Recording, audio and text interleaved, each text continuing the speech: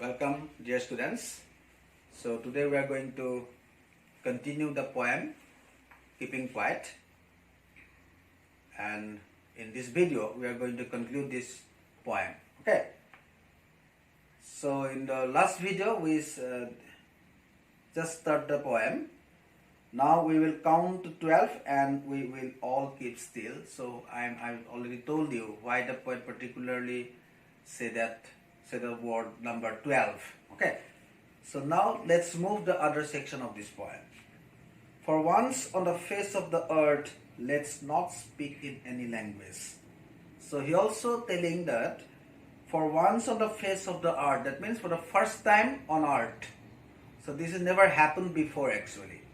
The thing which is going to happen in this earth, which the poet is telling, this will happen for the very first time. অর্থাৎ প্ৰথমবাৰৰ কাৰণে পৃথিৱীত তেওঁ কৈছে এটা কাম কৰিবৰ কাৰণে সেইটো কি that let's not speak in any language. He urged the people of this world not to communicate with any other in any language.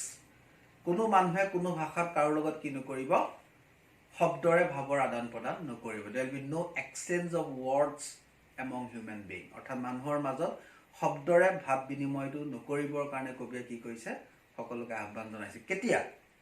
The time when he say 12. তেওঁ যেতিয়া 12 বুলি ক'ব সেই সময়ছোৱাত for the first time on the earth, on this earth, no one will exchange words with anyone. কাৰো লগত কোনো শব্দৰে ভাৱ বিনিময় নকৰিব.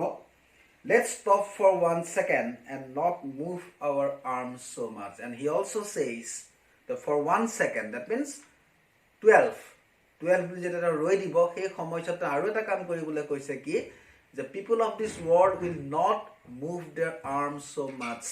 They will stop their hands from every activity. The people of this world used to use their hands a lot. হাতৰ ব্যৱহাৰটো খুব বেছি মানুহবিলাকৰ মাজত কাৰণ the life of the modern people is very fast and is a very mechanic kind of life actually. গতিকে যান্ত্ৰিকতাটো খুব বেছি হৈ গৈছে হাত ভৰিৰ সঞ্চালনটো মানুহবিলাকৰ মাজত খুব বাঢ়ি গৈছে সেইকাৰণে কৈছে যে মই যেতিয়া 12 বুলি কম সেই সময়ছোৱাত তেওঁ মানুহৰ মাজত শব্দৰ বিনিময়টো বন্ধ কৰি দিবলৈ কৈছে আৰু হাতৰ সঞ্চালনটো বন্ধ কৰি দিবলৈ কৈছে কাৰণটো কি ইয়াৰ পিছতে কাৰণ আছে কিয় পাবলো নেৰুদাই কৈছে যে there will be no exchange of words among human beings and people of this world will never use their hands a lot হাতবিলাক তেওঁলোকে বন্ধ ব্যৱহাৰ নকৰিব and they will be freeze for a moment একদম ৰৈ দিব এক মুহূৰ্তৰ কাৰণে কাৰণটো এটোৱে তেওঁ দেখিছে যে যেতিয়া মানুহবিলাকৰ মাজত যেতিয়া word exchange হয় whenever the people used to talk to each other the poet hardly sees that people of this world give happiness and satisfaction to someone through their words ta mukhor kothay manhuhe manhok ki dibo nare khuk anondo eko dibo nare instead it gives them a lot of dissatisfaction and sadness asantusti aru dukhe manhuhe manhok kothar madhyome die since we can't bring happiness to human being through our words it's better to keep still and not use any words for a second আৰু হাতবিলাক সঞ্চালন এইকাৰণে বন্ধ কৰিবলৈ কৈছে যে যেতিয়া আমি দেখোঁ যে whenever the people of this world used to raise their hands they used to raise it for negative purposes to kill someone to hit someone in such purposes we used to raise our hands we never raise our hands to help someone আমি মানুহক সহায় কৰিবলৈ আমি হাতখন আগবঢ়াই নিদিও কাৰোবাক আলিংগন কৰিবলৈ আমি হাত দুখন আগবঢ়াই নিদিও কাৰোবাক হ্যান্ডশেক কৰিবলৈ আমি হাতখন আগবঢ়াই দিবলৈ বেয়া পাওঁ পৰিবৰ্ধৰ মানুহটাক উঠাবৰ কাৰণে হাতখন আমি দিবলৈ বেয়া পাওঁ কিন্তু কোনোবাই অকমান খুনাটা মাৰি থৈ গ'লে তাক ঘছাটো মাৰিবলৈ কিন্তু আমাৰ হাতখন উঠি যায় ওয়েপন লৈ পেলাই আমি ইনোসেন্ট মানুহবিলাকক আমি কি কৰিছো কিছুমান মানুহ মাৰি পেলাইছে গতিকে using hands doesn't bring any happiness and prosperity to mankind the হাতৰ ব্যৱহাৰে মানুহলৈ একো সুখ সমৃদ্ধি কঢ়িয়াই আনিব পৰা নাই actually since it not able to bring any happiness and prosperity to human being by the use of hands or by the use of arms rather than so it is better to keep our hands stop for a moment ek momentor kana hatbila bondho koi saosun janu sai kiba difference create koribo pare etwe kobir ahban it would be an exotic moment without rush without engines we would all be together in a sudden strangeness aru kobe imagine korise je kono dhana word or exchange nohua koi হাতৰ সঞ্চালন নোহোৱাকৈ এই যেটো moment হ'ব এটো কেনেকুৱা এটা moment হ'ব what kind of moment it will be when there is no human activities in this earth. The poet is trying to imagine what kind of life it will be, and according to the poet it will be a very exotic kind of life. That means a very unusual and strange kind of life the people of this world will experience. The পৃথিৱীৰ মানুহবিলাক এটা বৰ অদ্ভুত এক অগতানুগতিক জীৱনৰ সোৱাদ লোৱাৰ সুযোগ পাব কাৰণ সেই সময়ছোৱাত because on that particular moment there will be no rush and there will be no engines. যিমানবিলাক আমাৰ মেচিনছ বিলাক আছে মেচিনছ বিলাকৰ ইঞ্জিন বিলাক ষ্টপ হৈ যাব মানুহবিলাকৰ যেটো ৰাছ যেটো বিহেভিয়াৰ যেটো মানে দৌৰা ধপৰা চিঞৰ বাখৰি যেটো মানুহৰ খৰখেদা এইবিলাক কি হৈ যাব ষ্টপ হৈ যাব গতিকে এনেকুৱা এটা হঠাতে ইমান এটা নিতাল পৰিবেশ যেতিয়া মানুহবিলাকে পাই যাব everybody in this world will discover themselves in a very unusual and strange environment. এটা বৰ অদ্ভুত পৰিবেশৰ মাজত আমি নিজক আবিষ্কাৰ কৰিব আমি পাৰিম Fishermen in the cold sea would not harm whales, and the man gathering salt would look at his hurt hands. And the poet also says that if the people of this world will keep still for a moment, what will happen? The first thing is that the whales, that means the largest fishes, পৃথিৱীৰ আটাইতকৈ ডাঙৰ মাছ whale বিলাক কি হ'ব they will be free from human attack for a moment actually. The human being or attack নোহোৱাকৈ এক মোমেন্টৰ কাৰণে জীয়াই থকাৰ এটা opportunity সেই whale বিলাকে পাব ইয়াত এটা whale বিলাকৰ কথা পয়েটে কোৱা এটা particular reason আছে যে যিবিলাক মানুহ সাগৰৰ পাৰত বাস কৰে the people who used to live by the shore of the sea বা নদীৰ কাষত যিবিলাক মানুহ বাস কৰে তেওঁলোকৰ লাইভলিহুডৰ বেসিক মিন্সটো হৈছে কি ফিশিং তেওঁলোকে ফিশিং কৰি পেলাই তেওঁলোকে কি কৰে জীৱিকা নিৰ্বাহ কৰে গতিকে the people are very much scared by the whales actually. So that is why they used to try to kill whales through various weapons. আৰু লগতে তেহেঁতি যেতিয়া সেই সৰু সৰু মাছবিলাক যেতিয়া ধৰে সেইটো whale বিলাকৰ কাৰণে ডাঙৰ সমস্যা ক্ৰিয়েট কৰে সেইটো হৈছে কি যে সাগৰ এই whale জাতীয় যিবিলাক ডাঙৰ মাছ তেনে কেনেকৈ জীয়াই থাকে এই সৰু মাছবিলাক খাই তেহেঁতি নিজৰ পেট পুৰাই ৰাখে যদি আমি যদি সেই মাছবিলাক ধৰি থাকো তেহেঁতি এদিন কি হ'ব due to lack of food they will die one day গতিকে আমি কি কৰে we have to maintain a balance okay আমি হিউম্যান বিং বিলাকে কি কৰে নিজৰ বেনিফিটৰ কাৰণে আমি নেচাৰ বা অন্যান্য ক্ৰিয়েচাৰ বিলাক আমি কি কৰে আমি ডেষ্ট্ৰয় কৰো কিল কৰো কিন্তু আমি হেতু কইলে নহব we have to make a balance আমি এটা সামঞ্জস্য ৰাখিব পাৰিব লাগিব otherwise কিছুমান জীৱ-জন্তু পৃথিৱীৰ এনে নাইকা হৈ গুছি যাব তে বাঘৰ প্ৰজাতি কমি আহিছে সিংহৰ প্ৰজাতি কমি গম পাইছা কিছুমান বস্তু আজিকাল নাইকা হৈ গৈছে due to some abnormal activity of human being these things are happening actually gotike ami we have to value the other creatures as well the way we value our own lives actually ei bostu jat kobiye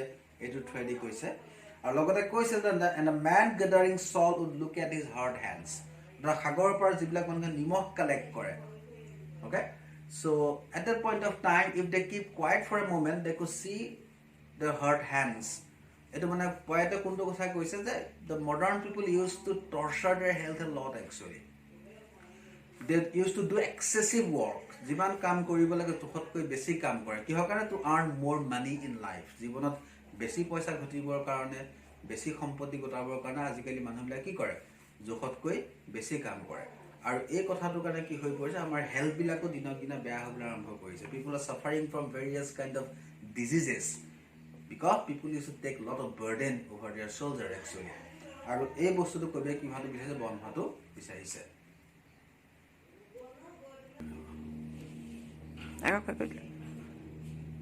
so this is how the poet telling us that we people should stop hurting ourselves toka paisa ghotar namon ami nijok hurt korato bondho koribo lage that means the poet is very much against self torturing যেটো আমি নিজক কষ্ট দিও হেতুৰ কবিয়ে বন্ধ হোৱাটো বিচাৰিছে তাতে গোটেই মানুহবিলাক এটা সুখে শান্তিৰে যাতে এটা শান্তিপূৰ্ণ জীৱন জীৱ পাৰে সেই কথাটো বেসিক্যালি বেছি জোৰ দিছে Those who prepare green wars, wars with gas, wars with fire, victory with no survivors. So, to this particular stanza, the poet is telling us the danger of Third World War. If Third World War happens, what will be the consequence of the earth through this stanza the poet is trying to telling that particular thing. Okay, so we already involved in so many wars, that is, our earth is already engulfed with poisonous gases and fire because the two world war has caused a lot of damage to our environment. দুখন বিশ্বযুদ্ধ আমাৰ প্ৰকৃতিৰ যথেষ্ট ক্ষতি কৰিলে, অৰ্থাৎ বিভিন্ন বিষাক্ত গেছ আৰু ধোঁৱাই পৃথিৱীখন অলৰেডি কি কৰিছে, আৱৰি পেলাইছে, আৰু সেইটো এগেইনষ্ট আমি যুঁজ কৰি থাকিবলগীয়া হৈছে। যদি থাৰ্ড ৱৰ্ল্ড ৱাৰ হয়, তাৰ আনচাৰ এটাই যে that will be the end of the earth, পৃথিৱীখনৰ ধ্বংস হ'ব। আৰু if the earth destroys, victory with no' survivors, তাৰমানে যদি পৃথিৱীৰ যদি নাথাকে তেতিয়াহ'লে বিজয় উৎসৱ উদযাপন কৰিবলৈ কোনো বাচিয়ে নাথাকিব। There will be no one in this earth who will survive and they can celebrate the victory actually if the earth itself destroyed. And that is the dangerous consequence of the earth. If the third world war happens, it means that is the end of the earth. আৰু earth শেষ মানে কি? মানৱ জাতিৰ শেষ। আৰু জয় পৰাজয় এইবিলাক কাৰ মাজত হয় সদায়? মানুহ আৰু মানুহৰ মাজত হয়। মানুহ জিকে আৰু মানুহে জিকি পেলাই কি কৰে? বিজয় উৎসৱ উদযাপন কৰে। আৰু সেই মানুহৰ লগতে কোনোবা হাৰে আৰু হৰাজনে কি কৰে? দুখ পালন কৰে। গতিকে যদি হাৰ জিত এই বস্তুখিনি যিহেতু মানুহৰ মাজতে সীমাবদ্ধ, আৰু আমি কিহৰ কেন্দ্ৰ কৰি আছো? পৃথিৱীখনক কেন্দ্ৰ কৰি আছো। আৰু পৃথিৱীখন থকা মানে এই জয় পৰাজয়, হাঁহি কান্দোন, বিজয় উৎসৱ, এই বস্তুবিলাক ঘটি থাকিব। যদি পৃথিৱীয়ে যদি নাথাকে তেতিয়াহ'লে এইবিলাকৰ কোনো অস্তিত্ব নাথাকিব। সেইকাৰণে কবিয়ে কৈছে, would put on clean clothes and walk about with their brothers in the shed doing nothing. So this is the advice of the poet to those people who like to involve in warlike things. যিবিলাক মানে যুদ্ধ নিচিনা বস্তুৰ মাজত নিজক আবদ্ধ ৰাখি ভাল পায়, who has aggressive kind of mindset. Those people are called warmongers, অৰ্থাৎ যুদ্ধ বিচৰা যিসকল মানুহ পৃথিৱীত আছে, সেই মানুহবিলাকলৈ কবিৰ এটাই আহ্বান, সেইটো হৈছে কি, যে instead of indulging in warlike things, they should put on their clean clothes and they should come out with their brothers and should walk a few yards with their brother in the shade of the tree.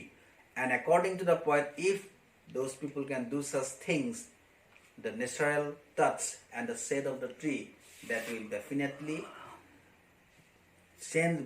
bring a definite sense into their mindset. And instead of indulging in violent kind of activities and warlike things, they could develop some constructive thought in their minds. Okay? The কবিৰ সেইটো এটা ধাৰণা, যিসকল মানে যুদ্ধ নিচিনা বস্তুৰ মাজত আবদ্ধ হ'ব বিচাৰিছে বা যুদ্ধ কৰি পৃথিৱীৰ সন্ত্ৰাস বিয়পাব বিচাৰিছে, সেই মানুহবিলাকলৈ কবিৰ এটাই আহ্বান যে এনেকুৱা ধৰণৰ নিগেটিভ থটবিলাক মগজলৈ অনাৰ যেতিয়া তেওঁলোকৰ আহে, তেওঁ নিজৰ আটাইতকৈ পৰিষ্কাৰ পোছাকবোৰ পিন্ধিব লাগে। পৰিষ্কাৰ পোছাক পিন্ধিবলৈ এইকাৰণে কৈছে, পৰিষ্কাৰ পোছাকে কি কৰে? আমাৰ মনটোকো পৰিষ্কাৰ কৰি ৰাখে। গতিকে নিজৰ ভাতৃৰ লগত ওলাই আহিবলৈ কৈছে, আৰু গছৰ ছাঁয়ে ছাঁয়ে অকণমান খোজকাঢ়ি প্ৰকৃতিৰ মাজত নিজৰ মনটোক বিলীন কৰি দিবলৈ কৈছে, যাতে এই যুদ্ধৰ নিচিনা আক্ৰমণাত্মক মনোভাৱবিলাক তেওঁলোকৰ মগজুৰ পৰা ওলাই গৈ কিছু গঠনমূলক চিন্তাধাৰা মগজু জন্ম দিব পাৰে। What one should not be confused with total inactivity. Life is what it is about. I want no track with death. So this is what the poet wants to confirm. So basically he is stressing on keeping quiet, and he wants to make sure that he is telling the people of this earth only to keep quiet. He is not telling that the people of this earth will go to total inactivity. মানে পৃথিৱীৰ মানুহবিলাকৰ মৃত্যু হোৱাটো কবিয়ে বিচৰা নাই। তেওঁ কৈছে, মই 1 মিনিটৰ নীৰৱতাটোৱে পৃথিৱীখনৰ মানুহবিলাকৰ মৃত্যু নঘটায়। আৰু তেওঁ এইটো কথা চিয়ৰ কৰি দিছে যে I want no track with death. That means I don't have any association with death-like things. যে মৃত্যুৰ নিচিনা বস্তুৰ লগত মোৰ কোনো সম্বন্ধ নাই, মোৰ কোনো সম্পৰ্ক নাই। জীৱন যিদৰে আছে সেইদৰে চলি গৈ থাকিব, কিন্তু মই এইটো বিচাৰিছোঁ যে পৰৱৰ্তী যিটো জীৱন মানুহবিলাকৰ জীৱনলৈ আহিব, সেইটো কি হওক, অলপ পৰিৱৰ্তনশীল হওক। If we were not single-minded about keeping our lives moving and for once could do nothing, perhaps a huge silence might interrupt this sadness of never understanding ourselves and of threatening ourselves with death. So this is the main problem of modern people. They know everything. They know so many things. Okay? They understand so many things. But people of this world fails to understand their own activities. everybody is run after success, money, power, wealth, etc. সব মানুহ সফলতা পইচাৰ পিছত দৌৰিছে, and to get that particular thing they sacrifices human relationships as well. So মানৱীয় সম্বন্ধবিলাক তেওঁলোকে কি কৰিছে, এৰি থৈ আহিছে, কেৱল নিজৰ এটা লক্ষ্য স্থিৰ কৰি লৈছে, this is the goal of my life and I have to reach it by any means. যিকোনো প্ৰকাৰে এইটো মই কি কৰিব লাগিব, টাচ কৰিব লাগিব, মোৰ লক্ষ্যত মই উপনীত হ'ব লাগিব, আৰু সেই লক্ষ্যতেই সব দৌৰিছে। ভাই ককাই পিতৃ মাতৃ বন্ধু বান্ধৱ এইবিলাক সব সম্পৰ্ক কি কৰি দিছে, বাদ দি দিছে, কেৱল নিজৰ লক্ষ্যৰ পিছত দৌৰিছে। কিন্তু এইটো life is a very unpredictable kind of thing. জীৱনটো এটা বৰ ভাবিব নোৱাৰা এটা, কেতিয়া জীৱনত কাৰ কি হৈ যায় কোনো ক'ব নাই। No one can be sure what is the future of my life, nobody can say. আজি মই হাঁহি আছোঁ, today I have everything, okay, কিন্তু এনেকুৱা এটা দিন আহিব যে মই হয়তো কান্দি থাকিব লাগিব, মোৰ চব এটা পিছত এটা বস্তু মোৰ পৰা হেৰাই গুচি যাব। That is the most difficult situation of life. আৰু জীৱনৰ সেই পৰিস্থিতি বহুত ডাঙৰ, আৰু সেইটোৰ কাৰণে we should be always ready for that, okay. সেইকাৰণে কবিয়ে কৈছে যে মানুহবিলাক ছিংগল মাইণ্ডেড হৈ গৈছে, অৰ্থাৎ people are become very self centred, আত্মকেন্দ্ৰিক হৈ গৈছে। নিজৰ সুখ সমৃদ্ধিৰ কথা মানুহে বেছিকৈ ভাবে, আৰু ভাবি গৈ থাকোঁতে কেতিয়াবা এনেকুৱা এটা পৰিস্থিতি হৈ পৰে যে to get so' many things in this earth with sacrifices human relationships, and suddenly if we turn out to be a failure, at that point of time we need support in our life. আমি এটা কথা সদায় মনত ৰাখিব লাগিব যে সফল মানুহে কেতিয়াও সংগ বিচাৰি যাব নালাগে, নিজে নিজে তেওঁলোকৰ ওচৰলৈ মানুহ আহে। কিন্তু ফেইলিয়াৰ মানুহজন কি হৈ যায়, বহুতৰ মাজত অকলশৰীয়া হৈ যায়। when a person become failure he needs support. কিন্তু যিজন মানুহে এটা সময়ত বহুত কিবা কিবি পাম বুলি ভাবি সবকে এৰি থৈ গুচি আহিলে, তেওঁ আজি ফেইলিয়াৰ হোৱাৰ পিছত তেওঁ কিন্তু কাষত বহুতক বিচাৰিলেও তেওঁ কাকো নাপায়, আৰু সেইটো সময়ত লাইফটো হেণ্ডল কৰাটো বহুত জটিল হৈ পৰে। ইফ উই ডিস্কভাৰ্ড আৱাৰছেল্ফ ইন সাচ situation, what happens, every moment and every day of our life is become a death-like thing. Life itself become a burden. জীৱনটো এটা নিজে নিজে বোজালৈ পৰিণত হৈ পৰে। We find it difficult to continue the further journey of our life. জীৱনৰ পৰৱৰ্তী যাত্ৰা আগুৱাই যোৱাটো আমাৰ কাৰণে কি হৈ পৰে, জটিল হৈ পৰে। আৰু প্ৰত্যেকটো খোজত প্ৰত্যেকটো মুহূৰ্তত আমি এইটোৱে বিচাৰোঁ যে when death will come and free our body from this particular life. আমাৰ শৰীৰটো কেনেকৈ মুক্তি পাওঁ সেইটোৱে আমি মানে বাট চাই থাকোঁ। Perhaps the earth can teach us as when everything seems dead and later proves to be alive. So that is what the poet is saying us, that we need to know the real way of life. জীৱন জীয়াৰ প্ৰকৃত ধৰণটো আমি কি কৰিব লাগিব, শিকিব লাগিব। And that particular way, no school, university can teach us that particular lesson. Art itself can teach that particular lesson, okay? Because everything is transitory in this art, nothing is permanent. But one thing which is always there is what? Art itself. Generation comes, generation departs. And if you follow those generations, we can know and understand the exact value of life. No, now I will count up to 12 and you keep quiet and I will go. So in this way the poet come to the end of the poem, okay? He telling us that now whatever he had to say, he has said everything. যি ক'বলগীয়া আছিল সকলো তেওঁ ক'লে, যে কেনেদৰে আমি ইন্ট্ৰস্পেকশ্যন কৰিব লাগে, কেনেদৰে আমি ৱৰ্ল্ড পিচ ক্ৰিয়েট কৰিব লাগে, কেনেদৰে আমি হিউমেনিটি ক্ৰিয়েট কৰিব লাগে, কেনেদৰে আমি অন্যান্য জীৱ জন্তুবিলাক বা অন্যান্য প্ৰজাতিৰ জীৱ জন্তুবিলাক কেনেদৰে আমি তেওঁলোকৰ লাইফক মূল্য দিব লাগে। হি said everything. World war, third world war consequence কি সেইটো তেওঁ আমাক কৈ দিলে। এতিয়া তেওঁ ক'বলৈ একো নাই। The poet has nothing to say at all. Now he will depart, and he urged the people of this world to keep quiet for a while, and he hopes that after that the people of this earth can know the real meaning of life, and they could start their life in a more positive way. যে জীৱনটোক তেওঁলোকে আৰু ভালদৰে যাতে আৰম্ভ কৰিব পাৰে, পৃথিৱীখনৰ ভৱিষ্যত তেওঁলোকে আৰু সুৰক্ষিত কৰিব পাৰে, সেই কামনাৰে সৈতে কবি আমাৰ মাজৰ পৰা গুচি গৈছে। And this is the end of the poem. So students, hope you understood, and I will see you in my next video later on. Thank you.